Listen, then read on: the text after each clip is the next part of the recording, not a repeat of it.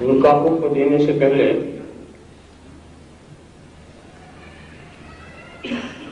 مخاطب ایمان والوں کو کیا جاتا ہے. پہلے ایمان، اس کے بعد سارے احکام.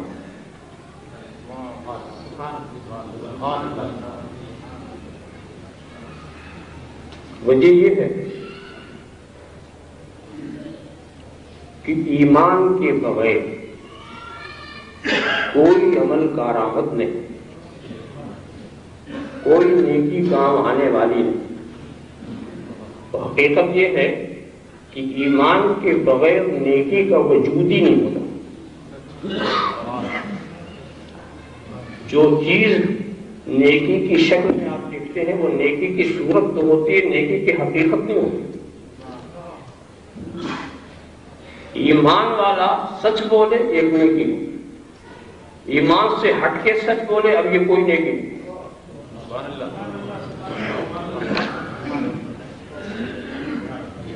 جڑ والا پودا کچھ اور ہوتا ہے اور جس کو کوئی جڑ ہی نہ ہو تو شکل و صورت کا ملنا اور ہے.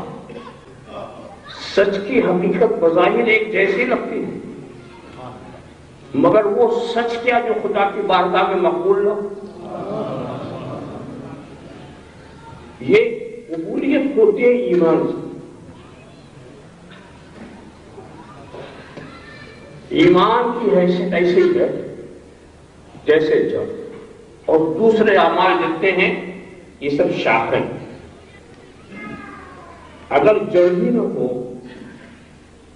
تو پھولوں میں مہک نہیں آ سکتی، پھلوں میں مٹھاس نہیں آ سکتی. یہ سب وہیں سے. اور یہ سمجھنے کے لیے کہ یہ کیسے پتا چلے یہ پودا جڑ والا ہے یا بغیر جڑ کا. کیا بغیر جڑ کے بھی کوئی پودے ہوتے ہیں؟ کہیں نہیں ہوتے. ایسا تو پودا آپ نے دیکھا ہی نہیں ہوگا، مگر یہ ترقی کا زمانہ ہے. میں نے پلاسٹک کے پودے بہت دیکھے، اس میں جڑ نہیں اور اس کے پھول یہ صحیح پودوں کے پھولوں سے بھی اچھے لگتے ہیں اور پھل بھی ایسے ہی لگتا ہے بالکل. سب پلاسٹک پودا، اس میں جڑ نہیں ہوتی، بے جڑ. اور خاص پہچان یہ ہے کہ جڑ والے پودوں کو جب لوگ سرسبز و شاداب رکھنا چاہتے ہیں تو جڑ میں پانی دیتے ہیں، جڑ میں غذا پہنچاتے ہیں. اور پلاسٹک والے پودے جو ہیں اس میں جڑ میں کچھ ہے ہی نہیں، اوپر سے دھلائی ہوتی ہے.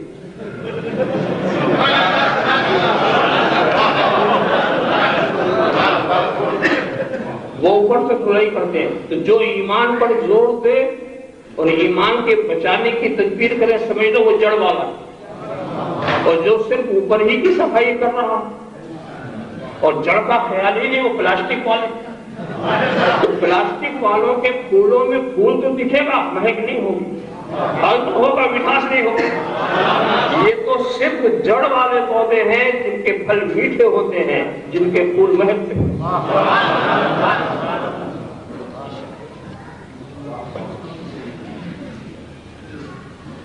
تو ایمان کا پانی ایسا ہے جو روح اور دل کو پاک و صاف کرتا ہے. کنویں کے پانی، دریا کے پانی سے آپ جسم کو پاک کرتے ہیں نا، اور ایمان کے پانی سے روح پاک. جسم نہ پاک تو کیا عبادت کے لیے آپ مسجد میں جا سکتے ہیں؟ اگر جسم پاک نہیں ہے تو عبادت کے لیے آپ مسجد میں نہیں جا سکتے. ایسے اگر روح پاک نہ ہو، دل پاک نہ ہو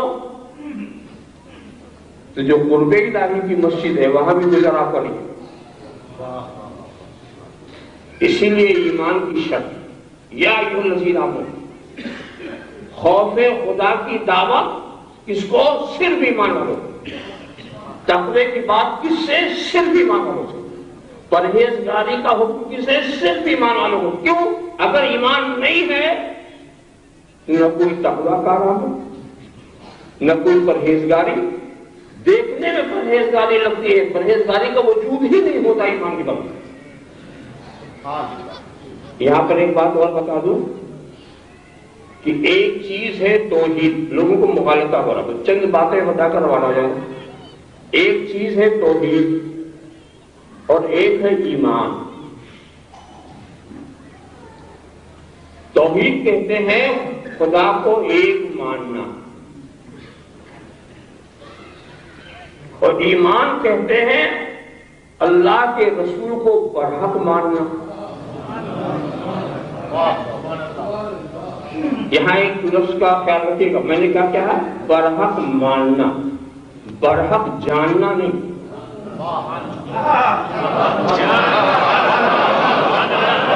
میں نے ماننے پر برحق جاننا نہیں، اس لیے کہ اللہ کے رسول کو برحق ابو جہل نہیں جانتا۔ جاننا اور ہے، ماننا برحق ماننا، یہی ایمان۔ اسی لیے اسلام ایمان کی دعوت دیتا ہے، توحید کی دعوت نہیں دیتا۔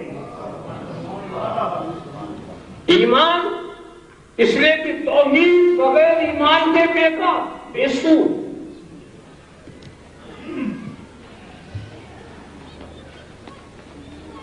آپ خیال کرتے جائیں، میں اس کو دلائل کی روشنی میں بات کروں۔ ایمان کی دعوت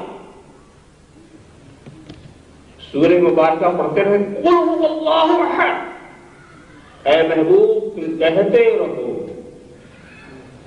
کہ اللہ ایک ہے۔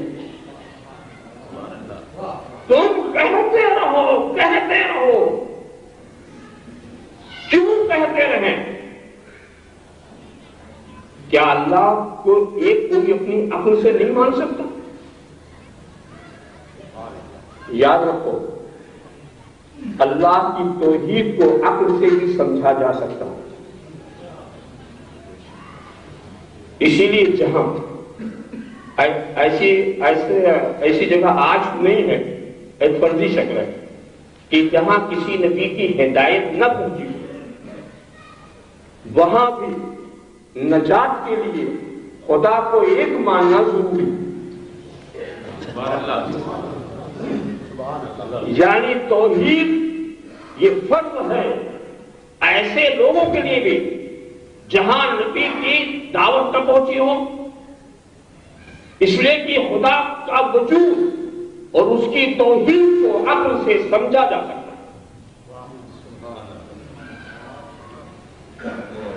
اسی لیے توحید اور وجود میں کسی بھی مفکر کا اختلاف نہیں۔ اب یہ اور بات ہے کہ نقشہ توحید کا سبوں نے الگ الگ بنا کے رکھا ہے، مگر توحید کا قول کیا تو عقل سے سمجھا جا سکتا ہے۔ مگر دوستو، نبی کی ہدایت آنے کے بعد اب عقل سے توحید کو سمجھنا کافی نہیں۔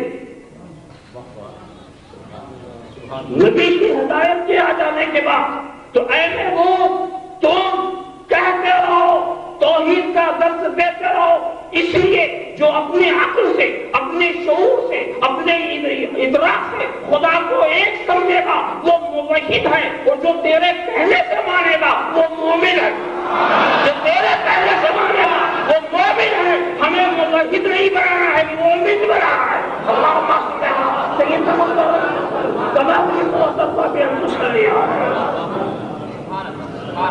ارے بھائی، اس موحد کا ذکر آپ نے نہیں سنا جس کا ذکر بھی کر کے گئے علامہ توصیف رضا، ایک موحد کا ذکر کیا تھا، اور صرف موحد نہیں تھا، صوفی بھی تھا، مولوی بھی تھا، عابد بھی تھا، زاہد بھی تھا، زاہد بھی تھا، مؤلف بھی تھا، مؤلف بھی تھا اور مجاہد بھی تھا۔ کتنے کتنے اوصاف اس کے پاس تھے، اور خدا جانتا تھا کتنا ہونے کے بعد ایک یہ بگڑے گا۔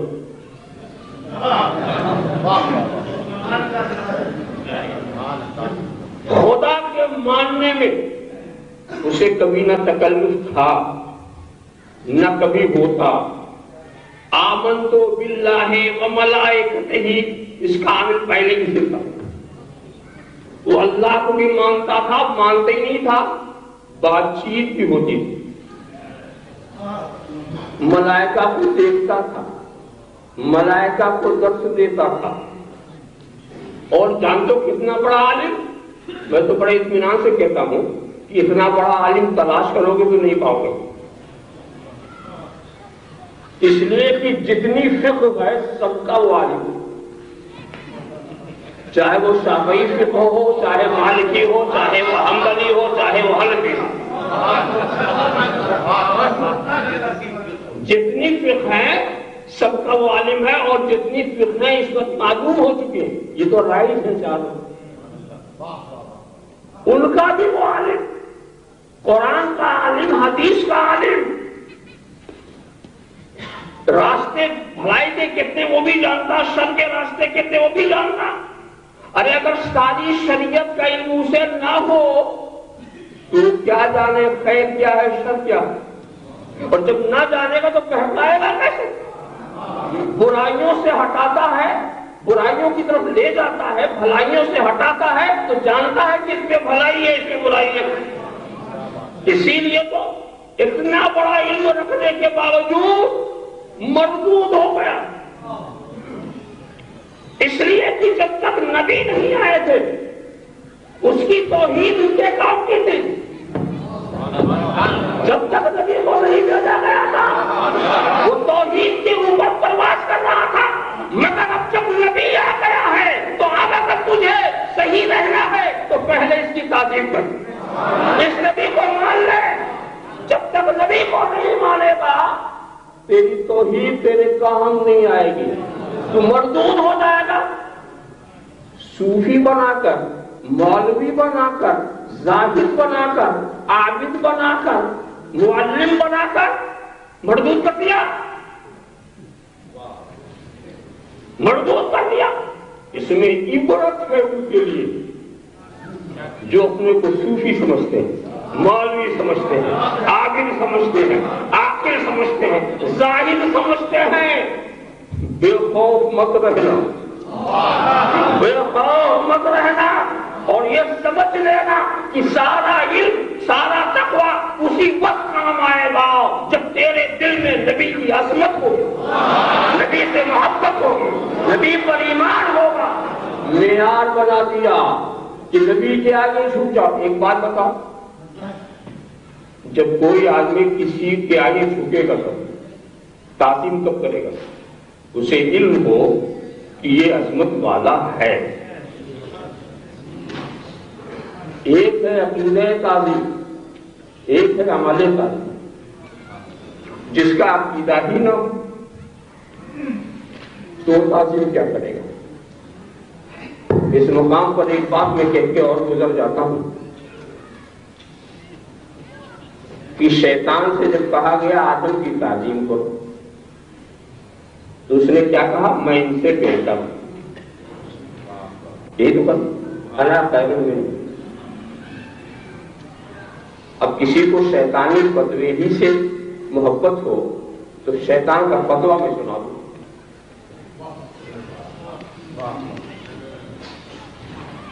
شیطان کا فتویٰ کیا ہے؟ یہ فتویٰ نہیں ہے کہ عظمت والے کی تعظیم نہیں کی جائے، شیطان بھی عظمت والے کی تعظیم کو صحیح سمجھتا ہے۔ فرق یہ ہے کہ جس آدم کو عظمت والا نہیں مانتا تو کرتا، مانتا تو اس لیے اس نے کہا یہ تو بشر، میں تو جن ہوں، یہ مٹی کی، میں آپ کا، انا خیر منہ ہو، مجھ سے کہا جاتا جھکو، ان سے کہا جاتا میرے آگے جھکو تو بات فائدے کی تھی، مگر عظمت والا اس نے نہیں مانا، اس لیے نہیں جھکا۔ اسی پر میں ایک اشارہ کر کے گزر جاتا ہوں کہ اس نے تو نہیں مانا، یہ اس کی بدقسمتی تھی، نتیجے میں نہیں جھکا۔ وہ کتنے عجیب لوگ ہیں جو کسی کو عظمت والا مانے بھی اور تعظیم نہ کرتے۔ تو شیطان کہے گا یہ تو ہم سے بھی آگے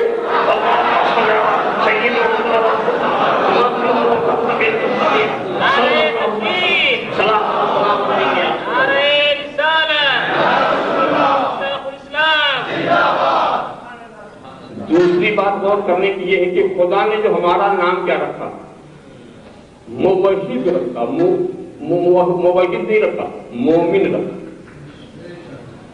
وہ سمجھا کہ مسلمین، ہمارا نام مسلم موحد ہے۔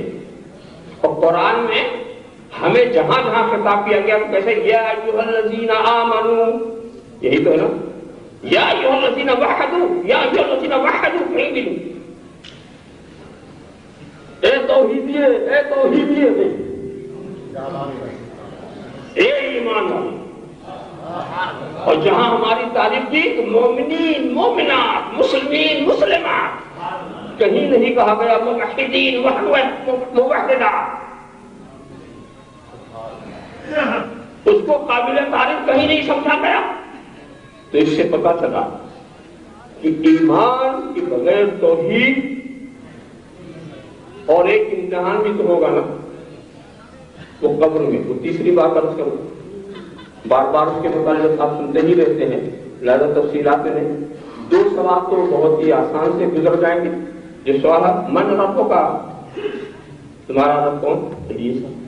مدینوں کا، تمہارا دین کیا ہے؟ اور پھر ما تقول فی ھذا الرجل، یہ آخری سوال۔ ایک بات آپ سمجھتے ہیں کہ یہاں تم کتنا بھی جھوٹ بولو مگر قبر میں سچ ہی بولو، وہاں مکاری نہیں چلے گی۔ یہ میری دل میں کچھ اور بولو، وہاں تو صحیح بولو۔ اور یہاں کوئی بھی زبان بولو، وہاں عربی ہی بولو۔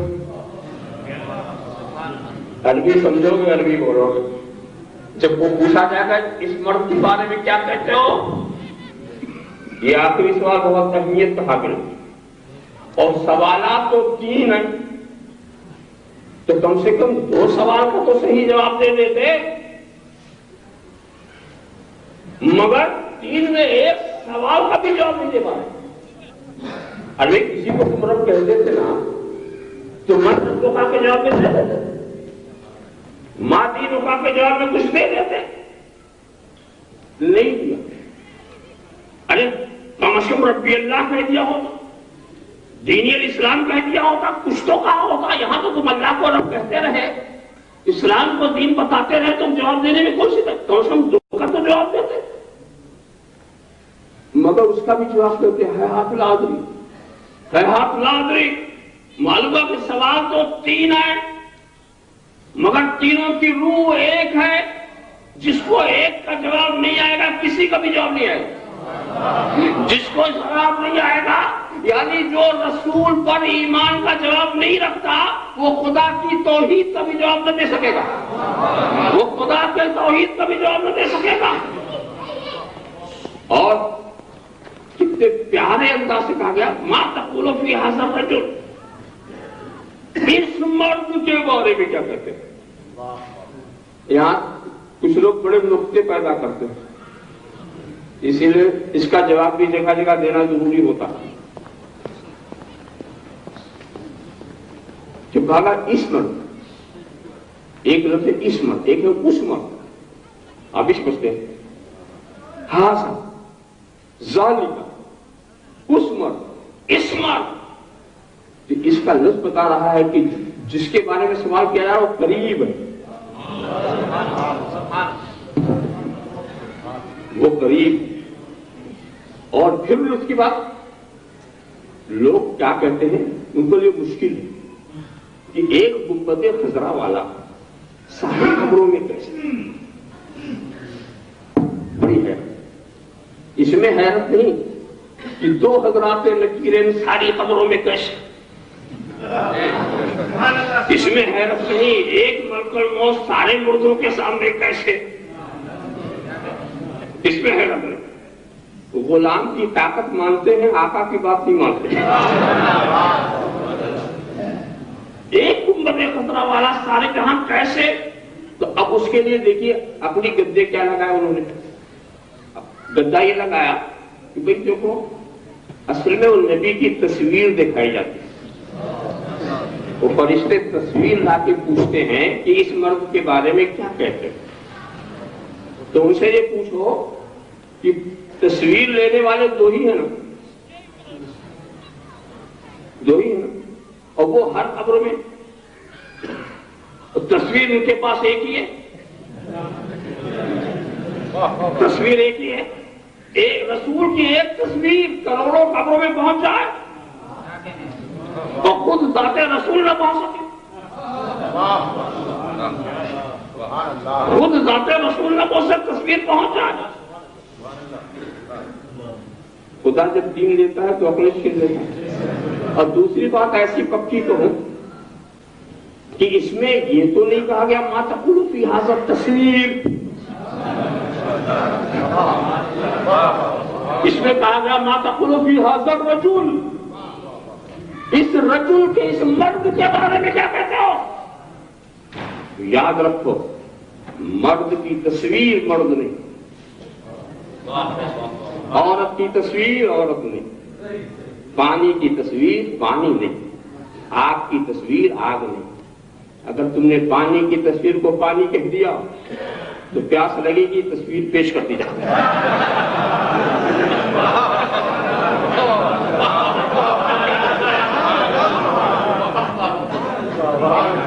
اگر کھانوں کی تصویر کو آپ نے کھانا کہہ دیا فرصت مل جائے گی کھلانے والا کو, ہر ایک کے سامنے ایک تصویر پیش کر دیں گے, اپنی بھوک میں ڈالو. تصویر مطلب مرد کی تصویر مرد نہیں. تو یاد رکھو نازک ہے. تو رشتے کیا کہتے ہیں ما تقول فی ھذا الرجل, اس مرد کے بارے میں کیا کہتے ہو. اور جواب دینے والا صحیح جواب ہے ھذا نبینا محمد الرسول اللہ. یاد رکھو نبی کی تصویر نبی نہیں ہے, جو نبی کی تصویر کو نبی کہے وہ بھی کافر.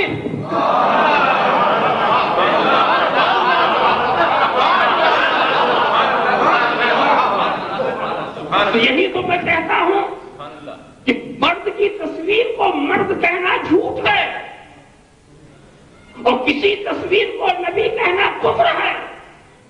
تو حدیث کا ایسا مطلب مت بتاؤ کہ فرشتے جھوٹے ہو جائیں مردے کافر ہو جائیں.